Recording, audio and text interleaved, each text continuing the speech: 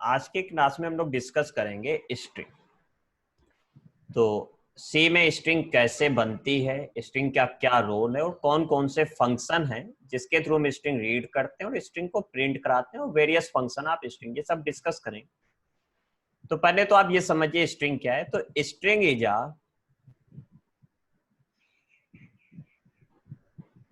आ one dimensional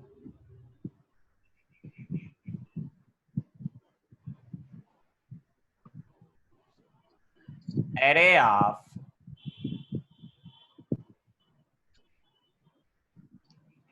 characters. यानी कि string is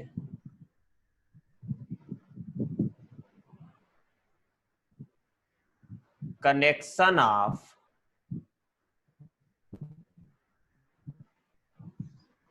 characters.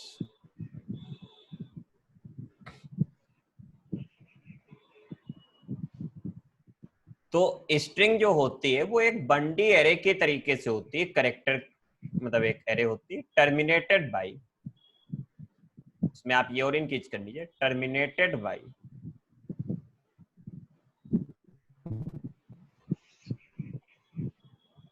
This, इसको बोलते हैं नल कैरेक्टर।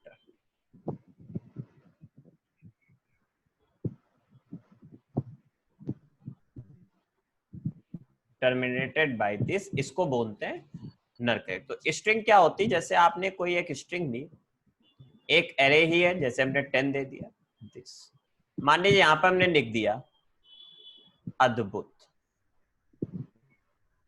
बेटा म्यूट कर लिया करें माइक आप लोग अपने।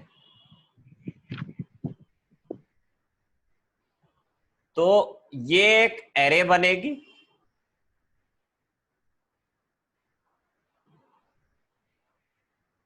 ए होगा, डी होगा, बी होगा, एच होगा, यू होगा, टी होगा और यहां पर आपके पास नर करेक्टर होगा। क्या होगा बेटा? नर करेक्टर। इसका एस्काई कोड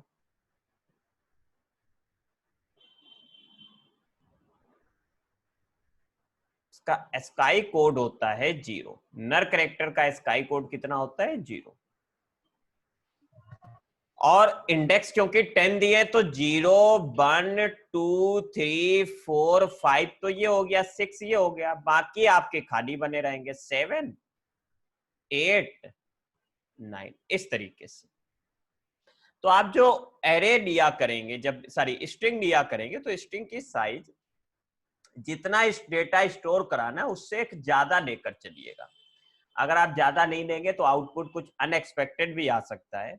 तो आप ये एक हैबिट बना लीजिएगा कि जितनी साइज जितना डेटा लेना है जितनी साइज का, उससे एक ज्यादा साइज की हम लोग यहाँ पर एक स्ट्रिंग लिया करेंगे। चलिए इतना आप पहले स्क्रीनशॉट लीजिएगा। चलिए मिरेज करते हैं। अब स्ट्रिंग रीड करने के लिए यहां पर दो फंक्शन इंट्रोड्यूस होंगे। How to read a string in C. तो देखिए, एक तो आप स्कैनअप पढ़ते हुए आए, तो एक तो अपने पास होता है बाय यूजिंग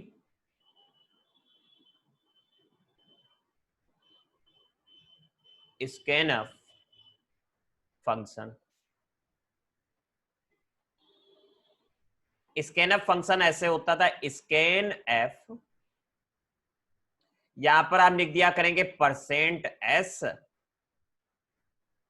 कामा लगाकर एड्रेस आप स्ट्रिंग नेम लिखिएगा,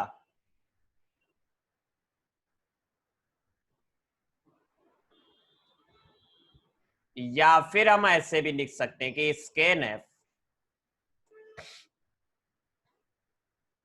%s कामा, केवल स्ट्रिंग भी नेम आप लिख देंगे तब भी डेटा स्टोर हो जाएगा। हो इस वजह से जाएगा क्योंकि स्ट्रिंग नेम जो होता है वो उसी एड्रेस को पॉइंट करता है जो बेस एड्रेस होता है।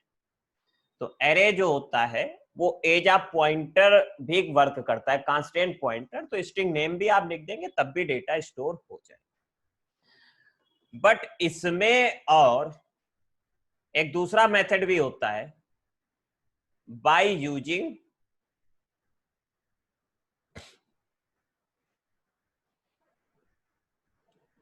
Gate S function. इस फंक्शन का यूज करके भी रीड किया जाता है।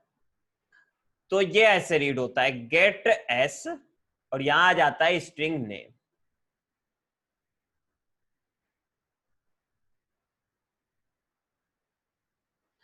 देखिए इसमें आप रीड कैसे करेंगे, स्कैनअप वाले और इसमें डिफरेंस क्या है, तो यहां पर आप देख लीजिए डिफरेंस बिटवीन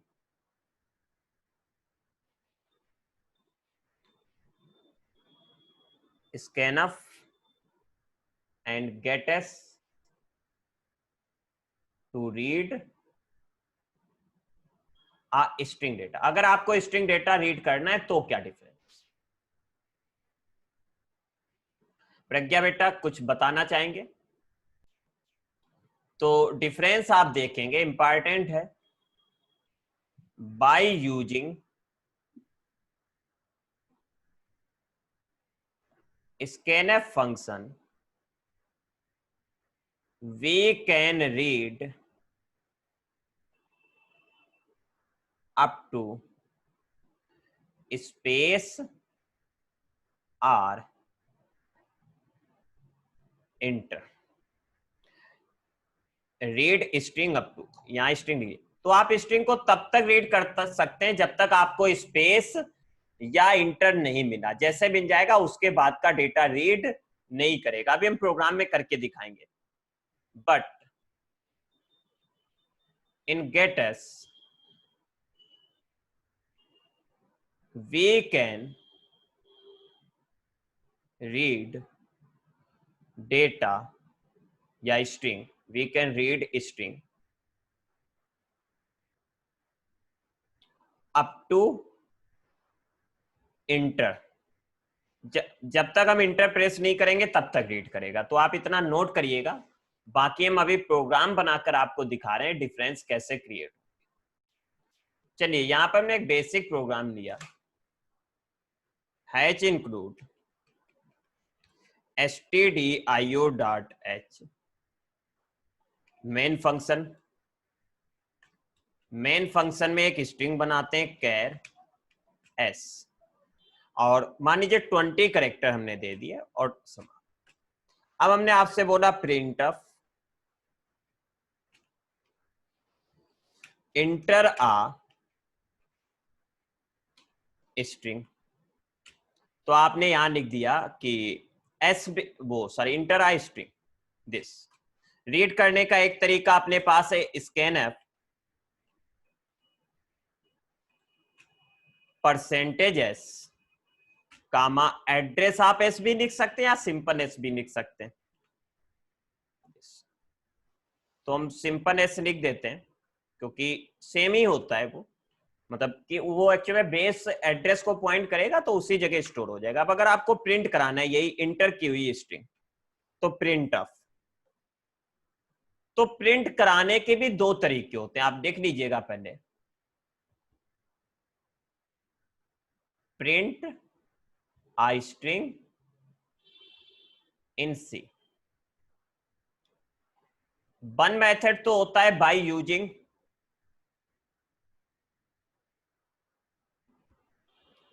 printf फंक्शन। ये ऐसे आप लिखेंगे printf percentage D sorry percentage S, string है ना, स्ट्रिंग है तो परसेंट एस, और यहां पर स्ट्रिंग का नेम जो भी नेम होगा वो नेम दे देंगे। दूसरा तरीका होता है बाय यूजिंग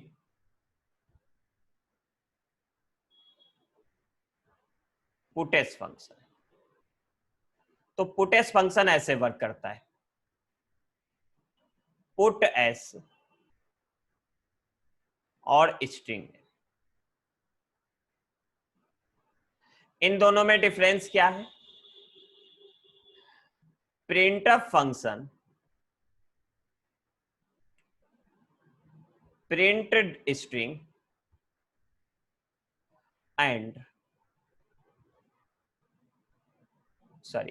कर्सर